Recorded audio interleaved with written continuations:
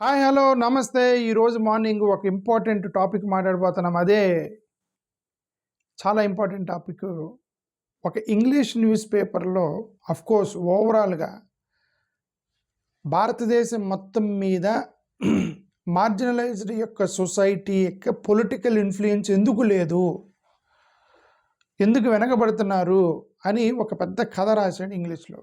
దాన్ని నేను ఆంధ్రప్రదేశ్ కాంటెక్స్ట్లోకి మార్చి అక్కడ లైన్ తీసుకొని మార్చి ఇక్కడ ఆంధ్రప్రదేశ్ కాంటెక్స్ట్లో మాట్లాడుతున్నా. అదే ఈరోజు టాపిక్. దాని గురించి మాట్లాడిపోయే ముందు నేను గతంలో ఒక క్లారిటీ ఇచ్చాను, ఇంకొకసారి కూడా క్లారిటీ ఇచ్చిన. నాకు ఎవరో బ్రదర్ పెట్టారన్నా, నువ్వు అంబేద్కరీ జనతా పార్టీ అనేది మార్చు, ఎందుకంటే క్రిస్టియన్స్ కోఆపరేట్ చేయరు నీకు, ఎందుకంటే అంబేద్కర్ క్రిస్టియన్ కాదు అని చెప్పి నాకు మెసేజ్ పెట్టాను. జీసస్ యేసుక్రీస్తు అంబేద్కర్ జనతా పార్టీ అని పెట్టవచ్చా? అసలుకే దేవుడి పేరు మీద పొలిటికల్ పార్టీలు పెట్టవచ్చా? క్రిస్టియన్స్కి కొద్దిగా బుర్ర కూడా లేదు, కొద్దిగా ఆలోచించరా మీరు? యేసుక్రీస్తు జీసస్ అంబేద్కరీ జనతా పార్టీ అని పెట్టి, ఎందుకు సోషల్ నాయకుడు కాబట్టి యేసుక్రీస్తు జనతా పార్టీ అని పెట్టవచ్చా? పెట్టనిస్తారు అసలు? ఫస్ట్ ఆఫ్ ఆల్ పెడితే అసలు అది మంచిదేనా? దేవుడి పేరుతో పొలిటికల్ పార్టీ పెట్టడం అది కొద్దిగా బుర్రవాడండి. ఓకే, నేను చాలా ఆలోచించి పెడతా. ఓకే, నేను ఇక్కడ పెట్టింది అంబేద్కర్ బొమ్మ, అంబేద్కరీ జనతా పార్టీ అయినప్పటికీ కూడా మీ పాస్టర్లు, మీ క్రైస్తవ సంస్థలు ఎవడో మాట్లాడకపోతే నేను ఒక్కడనే మాట్లాడుతున్నా ఎఫ్సిఆర్ఏ గురించి. క్రిస్టియన్స్ యొక్క ఎఫ్సిఆర్ఏ గురించి 3 రోజుల నుంచి నేను ఒక్కడిని మాట్లాడుతున్నా. దళిత క్రైస్తవుల గురించి నేను ఒక్కడిని మాట్లాడుతున్నా. ఇక్కడ ఎవరి బొమ్మ పెట్టి ఎవరిని కాపాడాలో నాకు బాగా తెలుసు. ఓకే, కాబట్టి మీరు అంబేద్కర్ అనే వ్యక్తి అందరికి సంబంధించినాడు. క్రిస్టియన్స్ అంబేద్కర్ అనేది ఒక ఆయుధం. అంబేద్కర్ తోటి దళితులను కాపాడవచ్చు, హిందువులను కాపాడవచ్చు, క్రిస్టియన్స్ని కాపాడవచ్చు. ఎందుకంటే అతను వ్యక్తి మానవతా వ్యక్తి, మనిషిని పెట్టి ఏ మనిషినన్నా కాపాడు యూనివర్సల్ ఫిగర్ అంబేద్కర్ అనే వ్యక్తి. ఓకే, కాబట్టి నాకు ఇది క్రిస్టియన్స్కి వచ్చిన అతి పెద్ద సమస్య ఏంటంటే, బీజేపీకి జై మోడీ గారు అంటారు, అప్పుడు మీకేం ప్రాబ్లం ఉండదు. జై జగన్ అన్న అంటారు, ప్రాబ్లం ఉండదు. జై చంద్రబాబు నాయుడు గారు అంటారు, ప్రాబ్లం ఉండదు. జై పవన్ అన్న అంటారు. జై అంబేద్కర్ అంటే నీకు క్రిస్టియన్, హిందూ, బుద్ధిస్ట్ గుర్తు వస్తున్నాడా మీకు? ఎంత శబల బుద్ధి మీదంతా. ఓకే, శబల బుద్ధి మార్చుకోవాలి. Okay brother, I love you all. నేను అందుకని కొద్దిగా స్వతంత్రంతో మాట్లాడుతాను. మీ మీద నాకు కోపం ఏమి ఉండదు. ఈ ప్రపంచంలో నాకు శత్రువులు ఎవరు ఉంటారు? నేను అదే చెప్పాను. ఓకే, కథలోకి వెళ్దాం. అదే నేను ఒక ఇంగ్లీష్లో రాసిన ఆర్టికల్ని నేను తెలుగులో, అంటే మన ఆంధ్రప్రదేశ్ కాంటెక్స్లోకి వెళ్ళి తీసుకెళ్తున్నా. కాపులు ఆంధ్రప్రదేశ్ యొక్క రాజకీయ చరిత్రను మార్చారు. ఎలా మార్చారంటే, 1983లో ఎన్టీ రామారావు గారు పార్టీ పెట్టినప్పుడు యాక్చువల్గా అప్పటికే ఎన్జీ రంగారావు గారి పేరు మీద కాపులు మొత్తం ఒకవైపును పోలరైజ్ అయ్యి ఉన్నారు. కాపులు మొత్తం ఎన్జీ రంగారావు గారి యొక్క ఆయన నాయకత్వం నచ్చింది ఎన్జీ రంగారావు గారిది. సో వీళ్ళందరూ ఏం చేశారంటే, కాపులు మొత్తం ఒక యూనిట్ అయ్యారు. యూనిటీ అయ్యి ఎన్టీ రామారావు గారు పార్టీ పెడితే, ఎన్టీ రామారావు గారు నీ పార్టీని గెలిపించగలని శక్తి మా కాపులకే ఉంది అని చెప్పి ఎన్టీ రామారావు గెలిపించారు. 2009లో నీతో కుదరదండి, మేము కాపులు మొత్తం చిరంజీవితో పార్టీ పెట్టుకుంటామని చిరంజీవితో పార్టీ పెట్టుకుని 16 సీట్లు గెలిచారు. That is a big breakthrough. 18 అనుకుంటా, నాట్ బ్యాడ్. ఒక కొత్త పార్టీ 18 సీట్లు, అది కూడా ఏంటి, రాజశేఖర్ రెడ్డి లాంటి, ఇటుపక్క చంద్రబాబు నాయుడు, ఇటుపక్క రాజశేఖర్ రెడ్డి గారు లాంటి ఇద్దరు సీనియర్ మోస్ట్ పొలిటీషియన్స్ ఉన్న పొలిటికల్ పార్టీ కాంపిటీషన్లోకి చిరంజీవి వచ్చి 18 సీట్స్ అంటే సామాన్యం కాదు అది. So that is how they proved the unity of Kapu community.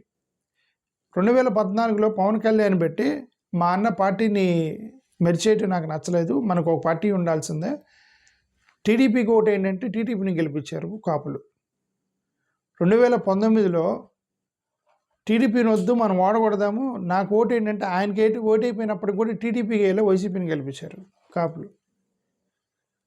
2024లో చూచి కుదరదంటే జగన్ వద్దు, నేను ఎలయన్స్లోకి వెళ్తున్నానంటే మళ్ళీ చంద్రబాబు నాయుడు గెలిపి అంటే కాపులు ఎటువైపుకి వెళ్తాటు రాజకీయాన్ని తిప్పుతున్నారు. రెడ్డీస్ ఉన్నారు, కమ్మోలు ఉన్నారు. వీళ్ళు 1983 ముందు అంతా కూడా కమ్యూనిస్ట్ పార్టీలో పాపం అపోజిషన్లో చాలా కీలక పాత్ర పోషించారు వీళ్ళు, కాంగ్రెస్కి వ్యతిరేకంగా. ఒక పక్క కాంగ్రెస్ ఉంటే ఈ కమ్మలు మొత్తం కూడా కమ్యూనిస్ట్ పార్టీలు లాగారు. కమ్యూనిస్ట్ పార్టీలు లాగింది కమ్మలు చాలా రోజులు. అలాంటిది ఎన్టీ రామారావు గారిని ఎంకరేజ్ చేసి ఒక పొలిటికల్ విప్లవం సృష్టించారు ఈ కమ్మళ్ళు. పొలిటికల్ విప్లవమే పట్టుకొచ్చారు రవి. ఓకే, ఆ తర్వాత నుంచి ఆ పొలిటికల్ యొక్క పట్టుపోకుండా 1983 నుంచి ఇప్పటి వరకు అంటే 40 సంవత్సరాల పాటు వాళ్ళ పట్టు వదలకుండా పొలిటికల్ యొక్క ఆధిపత్యాన్ని కొనసాగుతూ వస్తున్నారు కమ్మాళ్ళు. ఇక రెడ్లు అంటారా, కాంగ్రెస్ పార్టీ దగ్గర నుంచి రాజశేఖర రెడ్డి గారు కానీ, చెన్నారెడ్డి గారు కానీ, వీళ్ళంతా కూడా రెడ్డి యొక్క ఆధిపత్యం, ఇప్పుడున్న జగన్మోహన్ రెడ్డి గారు కానీ రెడ్డి యొక్క ఆధిపత్యం పోకుండా వాళ్ళు ఫైట్ చేస్తున్నారు. ఓకే, అంటే కాపులు ఓటుని శాసించగలరు, ఎందుకంటే 15% ఉన్నారు జనాభా. కమ్మోళ్ళు ఓటుని రాజకీయాన్ని శాసిస్తున్నారు, ఎందుకంటే 4% ఉన్నప్పటికి కూడా 80% ధనం వాళ్ళ చేతిలో ఉంది. ఆంధ్రప్రదేశ్లో ఉన్న ధనం మొత్తం 80% ధనం వాళ్ళ చేతిలోనే ఉంది. రెడ్డీస్ ఉన్నారు కదా, వీళ్ళు కూడా ఒక 6% ఉన్నప్పటికి కూడా 80% ఆఫ్ ల్యాండ్ వాళ్ళ చేతిలో ఉంది. సో అటు ధనం కానీ, ల్యాండ్ కానీ, ఇది కానీ, పట్టు కానీ ఏదైనా సరే వాళ్ళ చేతిలో ఉంది, కాబట్టి వాళ్ళు సస్టైన్ అయ్యగలిగారు. కానీ ఆంధ్రప్రదేశ్లో దళితుల యొక్క పాపులేషను చరిత్ర ఏంటి? మీ చరిత్ర ఏంటి? దళితులు క్రిస్టియన్స్ని మిమ్మల్ని అడుగుతున్నారు, మీ చరిత్ర ఏంటి? మీరేం చేశారు? మీకున్న చరిత్ర ఏంటంటే 2 సార్లు ఊచకోత కోయించుకున్నారు, రోజుకు ఒక అట్రాసిటీ కేసు వచ్చింది మీ మీద, మాకు ఎక్కడ వివక్ష చేస్తున్నారు, ఇక్కడ వివక్ష చేస్తున్నారు అని చెప్తూ ఉంటారు తప్ప రాజకీయంగా మేము ఇది ఈ మూమెంట్ పట్టుకొచ్చాము. దళిత యొక్క రాజకీయ పొలిటికల్ మూమెంట్ ఇది, మేము కూడా 20% ఉన్నాము. ఇప్పుడు ఇంకా క్రిస్టియన్స్ యాడ్ అయ్యారు కాబట్టి దళితులు క్రిస్టియన్స్ కలిపి పోగొడుతున్నారు కాబట్టి మొత్తం కలిపి 20-30% మా మూమెంట్ ఏది. నేను మీకు ఒకటి అవ్వచ్చు, మీకు ఒక అనుమానం రావచ్చు, మీ అందరినీ నేను అంబేద్కర్ జనతా పార్టీలో చేరండి అని చెప్తున్నాను అనేది మీ పొరపాటు. నేను అసలు మీరు నన్ను అపార్థం చేసుకున్నారు. మీరు వైసీపీలో ఉన్నా, టీడీపీలో ఉన్నా నాకేం ప్రాబ్లం లేదు. ఓకే, నేనేం చెప్తున్నానంటే మీ యొక్క వాయిస్ ఉండాలి. అక్కడ వాయిస్ ఉండాలంటే తిట్టుకోవడానికి వాయిస్ కాదు, ఎందుకంటే అక్కడ ఒక ఎకరం పొలం ఉంది, ఆ ఎకరం పొలం దగ్గర నేను కబ్జా చేయాలి, నువ్వు కబ్జా చేయాలి, దాని దగ్గర వాయిస్ కాదు. అది మడ్రలు చేయాలి, దాని దగ్గర వాయిస్ కాదు. లేదంటే కథలు తీసుకొని తెలుగుదేశం వైసీపీ వాళ్ళు ఇద్దరు కొట్టుకోవాలి, దాని దగ్గర వాయిస్ కాదు. నీ సమస్య వచ్చినప్పుడు నీ వాయిస్. కన్ఫ్లిక్ట్ ఆఫ్ ఇంట్రెస్ట్ వచ్చేది. కన్ఫ్లిక్ట్ ఆఫ్ ఇంట్రెస్ట్ అంటే అట్రాసిటీ కేసు ఎవరి మీద పడుద్ది? అట్రాసిటీ కేసు అనేది దళితుడికి అగ్రవర్ణాలకు పడుద్ది. అక్కడ కన్ఫ్లిక్ట్ ఆఫ్ ఇంట్రెస్ట్. అగ్రవర్ణాలను సేవ్ చేయాలా, దళితులను సేవ్ చేయాలనేది ఒక ఇంట్రెస్ట్ వచ్చింది పొలిటీషియన్కి. ఆ వచ్చినప్పుడు నీ వైపు నిర్ణయం, మ్యాక్సిమం నీ వైపు నిర్ణయం తీసుకోరు. ఎందుకు? You're not political force. ఎందుకంటే అక్కడ కాపులు వీళ్ళు ఓడగొడతారా భయ్, వీళ్ళు ఎన్టీ రామారావుని గెలిపించారు, తర్వాత మళ్ళీ ఓడికొట్టారు, మళ్ళీ వాళ్ళు గెలిపించారు, మళ్ళీ ఓడగొట్టారు, లేదు వీళ్ళు మనకు చాలా ఇంపార్టెంట్ అని చెప్పి కాపులు అంటే భయం పొలిటికల్ పార్టీలకి. కమ్మోళ్ళు అర్రే వదిలే వీళ్ళు డబ్బులు పెట్టి కొనేస్తారు మొత్తాన్ని, అందరిని మీకు వేల కోట్ల రూపాయలు డబ్బులు నీళ్ళ దగ్గర వద్దు వాళ్ళ జోలికి. వీళ్ళేమో వద్దు పొలాల్లోకి రానివ్వరు, రెడ్లు మనల్ని పనికి పిలవరు మనల్ని, ఇది అని చెప్పి రెడ్లు పొలాలు వాళ్ళ చేతిలో ఉన్నాయి కాబట్టి వాళ్ళ మీద భయం. మీ మీద ఏం భయం ఉంది? మీ మీద ఏం భయం ఉంది? మీరు భయపడుతూ బతుకుతున్నారు. ఏమని? మీరు భయపడుతూ బతుకుతున్నారు. నాకు చాలామంది ఫోన్ చేసి, రమేష్ అన్న నువ్వు చెప్పినంత ఈజీ కాదు, ఓకే మనకి పొలిటికల్గా మనం సైలెంట్గా ఉంటాం తప్ప చేసేదేం లేదు, వాళ్ళు మనల్ని తన్నించుకోవడం తప్ప, ఎట్లా అన్నారు వాళ్ళు నన్ను, తన్నించుకోవడం తప్ప మనం చేసేదేం లేదు, వాళ్ళు మనల్ని మీద ఏం అట్రాసిటీ చేసినా సరే మనం ఏం చేయలేము, ఎందుకంటే మన దగ్గర డబ్బులు లేవు అంటున్నారు. మన దగ్గర డబ్బులు లేవు. ఇంకొకటి, గ్రౌండ్ లెవెల్లో కేసులు పెడితే మన కోసం వచ్చి కాపాడేది ఎవరు లేరు. వాళ్ళైతే సాకులు, ఇదిగోండి అదే నేను చెప్పాను కదా, కారణాలు రాసుకుంటే కొన్ని 100 కారణాలు రాసుకోవచ్చు. ఎవరైనా సరే 100 కారణాలు రాసుకోవచ్చు. సరేనండి, గ్రామీణ ప్రాంతాల్లో చదువు లేదు, వాళ్ళని పొలాలకి పిలవరు. గ్రామీణ ప్రాంతాల్లో పొలాలకు పిలవరు. నువ్వు గ్రామీణ ప్రాంతాల్లో కూలి పని చేసుకుంటున్నావా? ఈ మాట చెప్పింది నాకు ఒక ప్రభుత్వ ఉద్యోగి చెప్తున్నాడు. అయ్యో మనం గట్టిగా మాట్లాడితే పొలాల్లో పనులు నువ్వు ప్రభుత్వ ఉద్యోగం కదా స్వామి. నేను ఆ పొలాల్లో పనిచేసేవాడి గురించి మాట్లాడతాను. వాళ్ళ మీద ఆ గ్రామీణ ప్రాంతాల్లో వాళ్ళు ఏం చెప్తే అదే చేస్తారు. ఎందుకంటే వాళ్ళు పొలాలకు పనికి పోయారు. వాళ్ళ గురించి నేను మాట్లాడుతున్నాను.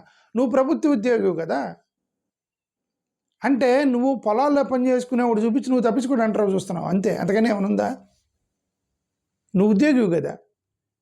ఒకటి, అయ్యో మన దగ్గర డబ్బులు లేవన్నా, మనకి లేవాడు అని కారులో తిరిగేవాడు చెప్తున్నాడు. మన దగ్గర డబ్బులు ఉన్నాయా? అదే నీ దగ్గర కారు ఉంది కదా, డబ్బులు ఎవరు పంచు? అరే స్వామి, నీ ఆత్మస్థైర్యం కోసం, నీ ఆత్మగౌరవం కోసం నువ్వు మాట్లాడుకోని.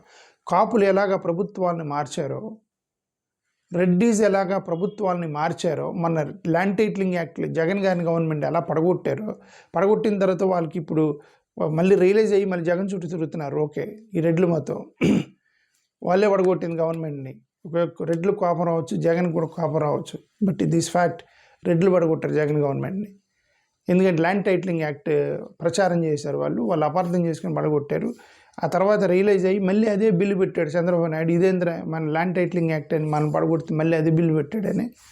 అది ఇదేదో ఊరికి పొలిటికల్ జిమ్మిక్ అని అర్థమైంది రెడ్లకి. ఇప్పుడు మళ్ళీ వాళ్ళు జగన్ చుట్టూ తిరుగుతున్నారు రెడ్లు. బట్ మీరు దళిత క్రిస్టియన్స్, మీకు అసలు వాయిస్ షిఫ్ట్ చేసిన, గవర్నమెంట్ని షిఫ్ట్ చేసిన చరిత్ర ఉందా ఆంధ్రప్రదేశ్లో? దళితులు మేము ఈ గవర్నమెంట్ని షిఫ్ట్ చేసాము ఎందుకంటే మాకు డిసప్పాయింట్మెంట్ వచ్చిందని మీరు చేశారా? షిఫ్ట్ చేశారా మీరు ఎప్పుడన్నా? మీరు షిఫ్ట్ చేయలే. జగన్ నుంచి చంద్రబాబుకి, చంద్రబాబు నుంచి జగన్కి మీరు షిఫ్ట్ చేస్తున్నారు. అది ఊరికే షిఫ్ట్ చేస్తున్నారు, ఓకే, దీన్ని షిఫ్ట్ చేస్తున్నారు. కానీ కేంద్రంలో ఉన్నటువంటి దాన్ని మీరు షిఫ్ట్ చేశారు ఎప్పటి వరకు? ఎన్డీఏ నుంచి ఇండియా బ్లాక్కి, ఇండియా బ్లాక్ నుంచి ఎన్డీఏకి మీరు షిఫ్ట్ చేశారా? దళితులు, క్రిస్టియన్స్ వీళ్ళంతా మీరు షిఫ్ట్ చేశారా? నేను స్ట్రైట్ ఫార్వర్డ్ క్వశ్చన్ వేస్తున్నా. ఎన్డీఏ నుంచి ఇండియా బ్లాక్కి, ఇండియా బ్లాక్ నుంచి ఎన్డీఏకి మీరు షిఫ్ట్ చేయటంలో మీ పాత్ర ఏంటన్న?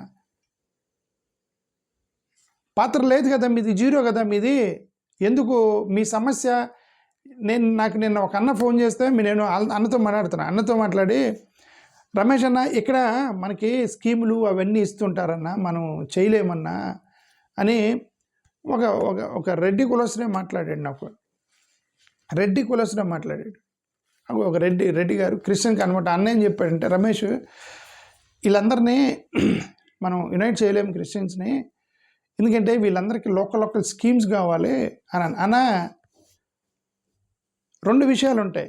ఒకటి, ఒక కంపెనీ నడిపేవాడికి క్యాపిటల్ ఎక్స్పెండిచర్ ఉంటుంది, వర్కింగ్ క్యాపిటల్ ఉంటుంది.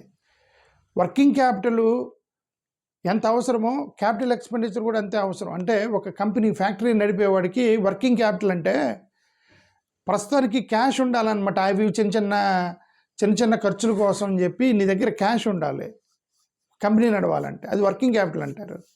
క్యాపిటల్ ఎక్స్పెండిచర్ అంటే ఆ కంపెనీ నడవాలంటే మెషినరీ, ఎక్విప్మెంట్స్, ఫిక్స్డ్ అసెట్స్ ఉంటాయి అక్కడ. అవి లేకపోతే ఫ్యాక్టరీలో డబ్బులు తీసుకొని ఏం చేస్తావు? 1,00,000 రూపాయలు జేబులో పెట్టుకొని మెషిన్ లేకుండా ఏం చేస్తావు? మెషిన్ ఉంది కానీ 1,00,000 రూపాయలు కూడా జేబులో లేకపోతే రా మెటీరియల్ ఎలా కొంటావు? రెండు ఇంపార్టెంట్ కదా. అలాగే కేంద్రము, రాష్ట్రము రెండు ఇంపార్టెంట్. కేంద్రము, రాష్ట్రము రెండు ఇంపార్టెంటే.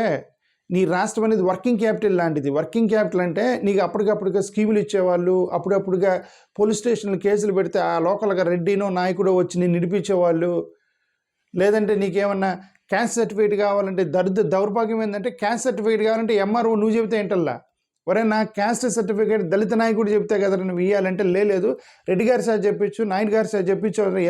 ఎస్సీ క్యాస్ట్ సర్టిఫికేట్కి వాళ్ళు చెప్తే ఇచ్చేదండి. నీ సర్టిఫికేట్ నువ్వు కనీసం క్యాస్ట్ సర్టిఫికేట్ అనేది వాడు భర్త హక్కు కదా, అదన్నా వాడికి ఆత్మగౌరవం ఇవ్వండి స్వామి. ఆ క్యాస్ట్ సర్టిఫికేట్ అని వాడిని అడిగింది ఇవ్వండి. లేదు పైన వాళ్ళు చెప్తే అంటే నీ క్యాస్ట్ సర్టిఫికేట్ నీ పుట్టుకు కూడా నీ చేతిలో లేదు, ఇవన్నీ కూడా మార్చాలి కదా అని మనం అంటుంటే, అని ఇది వర్కింగ్ క్యాపిటల్ లాంటిది. ఇవన్నీ చిన్న ఇష్యూస్, ఫిక్స్డ్ క్యాపిటల్ ఏంటి? ఫిక్స్డ్ క్యాపిటల్ ఇప్పుడు కొట్లాడుతున్నారు కదా, ఎఫ్సిఆర్ఏ బిల్లు పెట్టారు అక్కడ, మీ ఆస్తులు మొత్తం పోతున్నాయని క్రిస్టియన్స్ ఏడుస్తున్నారు. ఓకే, రిజర్వేషన్ బిల్లు పెడతారు అక్కడ, రిజర్వేషన్ స్లోగా డిస్ఇన్వెస్ట్మెంట్ ద్వారా మొత్తం పోయినాయి. ఉద్యోగాలు అని తిరుగుతున్నారు. ఎక్కడి నుంచి వచ్చింది? కేంద్రం నుంచి డిస్ఇన్వెస్ట్మెంట్ పాలసీస్ నుంచి వచ్చింది. ప్రభుత్వ ఉద్యోగాలు ఏమైనా బ్యాంకులు మొత్తం మెర్జ్ అవుతూ ఒక 2-4-5 బ్యాంకులు మిగిలిన ఉద్యోగాలు లేవు. బిఎస్ఎన్ఎల్ లాంటి ప్రైవేటైజేషన్ చేస్తే ఉద్యోగాలు లేవు. స్లోగా నీ రిజర్వేషన్ అయిపోయింది. మొత్తం గీకిన తర్వాత కొబ్బరికాయ ఉంటుంది కదా, కొబ్బరికాయలో నీళ్లు కొట్టుకొని నీళ్ళు మొత్తం అయిపోయిన తర్వాత దాన్ని 2 ముక్కలు చేసి అట్లా పడేస్తారనమాట. ఇట్లా అలాగా మొత్తం అయిపోయిన తర్వాత వర్గీకరణ చేసి ఇదిగా ఈ మాదిగలకి ఇది మాలలకి ఇది ఇసిరేరు. వర్గీకరణ చేసి మొత్తం గుజ్జు మొత్తం పోయింది, కొబ్బరితో సహా తినేసారు మొత్తం. అట్లా ఇసిరేసారు. అమ్మాయి మాకు వర్గీకరణ చేశారు. ఏం చేశారు? ఇదంతా కూడా పైన the major effect anti conversion laws. ఈ ఎస్సీలు చాలామంది కన్వర్టెడ్, యాంటీ కన్వర్షన్ లాస్ కొన్ని వందలు వేశారు. ఇవన్నీ జరుగుతున్నప్పుడు నువ్వు ఇంకా స్కీముల గురించి, గ్రౌండ్ లెవెల్లో ఉన్నటువంటి రూపాయి గురించి, అర్ధబిల్ల గురించి ఆలోచించేటువంటి దళితులు, అది కూడా ఎవరు? గ్రామీణ ప్రాంతాల్లో వాళ్ళకి అంత తెలివి ఉండదు. నేను చెప్పేది గ్రామీణ ప్రాంతాలకు అర్థం కాదు. చదువుకున్నవాడు, కారులో తిరిగేవాడు నన్ను కన్విన్స్ చేయడానికి చేస్తున్నా అంటే ఫస్ట్ నటిస్తున్నాడని అర్థం. You are acting. ఈ చదువుకున్నటువంటి దళితులు, క్రిస్టియన్స్ మీరు యాక్ట్ చేస్తున్నారు. ఎందుకంటే మీరు అదే సంగతి నేను మిమ్మల్ని కన్విన్స్ చేయాలి ట్రై చేస్తాను. మీరు కన్విన్స్ అవ్వరు నాకు తెలుసు. మీరు కన్విన్స్ అయిపోతే ఏదో ఒక రోజు నేను కూడా ఏదో పొలిటికల్ పార్టీలు జరిగితే ఆ రోజు నాకు తిడితే మీ సంగతి చెప్తాను. ఓకే, నేను ఎలక్షన్ టైంకి ఏదైనా పొలిటికల్ పార్టీకి పోయాను అనుకోండి, ఆ రోజు నన్ను తిట్టండి, మీరు మీ సంగతి చెప్తా అప్పుడు. ఓకే, థ్యాంక్ యూ, నమస్కారం. మీరందరూ వచ్చి అంబేద్కర్ జనతా పార్టీలో చేరండి. ఓకే, చేరపోతే తీసిపడండి. నువ్వు వస్తేనే అంబేద్కర్ జనతా పార్టీ నడిచిద్ది ఏంటి? ఆత్మగౌరవంతో బతకండి అని చెప్తున్నా. వాయిస్, మీరు వైసీపీలోనే ఉన్నారా? వాయిస్ లేపండి. సార్ ఇదేం సార్ మాకు అన్ని వ్యతిరేకమైన బిల్లులకు మద్దతు ఇస్తున్నారని మీరు అడగండి. టీడీపీ వాళ్ళు ఇంతవరకు నాకు తెలిసిన కనీసం వైసీపీలో అన్న పోయి జగన్ గారిని కలుస్తున్నారు, కానీ ఈ టీడీపీ వాళ్ళు చంద్రబాబు నాయుడు గారి దగ్గరికి వెళ్ళి అసలు వర్గీకరణ ఎందుకు చేశారని అడిగిన మానవుడు లేడు. వాయిస్ లేదు, మొత్తం కట్ అయిపోయింది తెలుగుదేశంలో. వర్గీకరణ ఎందుకు చేశారు? మానవులు లేవు. సరే, మాదిగలు ఏమంటే సరేనండి, వర్గీకరణ పేరుతోటి మేము మీకు ఓటేసాము, వర్గీకరణ చేసి మంచి పని చేసి ఈ క్రిస్టియన్ అట్రాసిటీస్ ఏందని అది లేదు. సరే పర్లేదు, చేయలేదండి. జగన్ అయినా చంద్రబాబు నాయుడు అయినా స్పెసిఫిక్గా క్రిస్టియన్స్ టార్గెట్ చేయడు. వాళ్ళు బీజేపీ వాళ్ళు ప్లస్ పవన్ కళ్యాణ్, జనసేన వాళ్ళు చేస్తున్నారు యాక్చువల్గా మీ క్రిస్టియన్స్కి వ్యతిరేకంగా. ఎందుకంటే అది వాళ్ళ సిద్ధాంతం, వాళ్ళకి వ్యతిరేకంగా మనం పెట్టింది. ఎందుకు జనసేన, మన ప్రత్యర్థులు జనసేన, బీజేపీ, విజయసాయి రెడ్డి పెట్టే కొత్త పార్టీ ఎవరైతే హిందుత్వం మీద రాజకీయాలు, మతాల మీద రాజకీయాలు చేసి కేవలం ఈ మతమే ఉండాలని ఎవరైతే అంటున్నారో వాళ్ళ వెనక అగ్రవర్ణాల వాళ్ళు హ్యాండ్ ఉంటుంది. అగ్రవర్ణాల వాళ్ళ హ్యాండ్ ఉంటేనే మతం గురించి మాట్లాడతారు. కాబట్టి వాళ్ళ మీద మనకు వ్యతిరేకంగా పొలిటికల్ పార్టీ పెట్టినాం మనం. వాళ్ళే మనం ఢీక్కునేది మన అంబేద్కర్ జనతా పార్టీ. ఈ జగన్ చంద్రబాబు నాయుడు పెద్ద ప్రమాదం కాదు, వీళ్ళిద్దరు నిజం చెప్తాయి. ఓకే, వాళ్ళు ఈ రిజర్వేషన్స్ మొత్తం కేంద్ర సెంట్రల్ గవర్నమెంట్ అదే చెప్తాను. Fixed capital, our fight is with fixed capital. ఈ అంతా వర్కింగ్ క్యాపిటల్, వీళ్ళంతా జగన్ చంద్రబాబు నాయుడు గారి పార్టీలు, ఈవెన్ వర్కింగ్ క్యాపిటల్ పార్టీలు ఇవన్నీ, అది ఫిక్స్డ్ క్యాపిటల్. అది that is most important for a factory. Okay, దాని గురించి ఫైట్ చేద్దాం. థ్యాంక్ యూ, నమస్కారం.